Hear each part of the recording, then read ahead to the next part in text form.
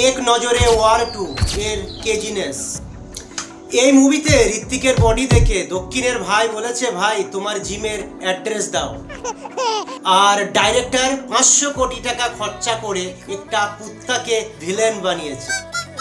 সালমান খানের জেল্লা নস্টিয়ার সাউথ ভাই 3 মাস south Indian food খেয়ে মাসলস বডি বানিয়েছে। ঋত্বিকের ডায়েট রোজ 20টা ডিম প্লাস সালমান খানের অটোগ্রাফ। এই সিনের জন্য 1000 কেরোসিন ল্যাম্প জ্বালানো হয়েছিল।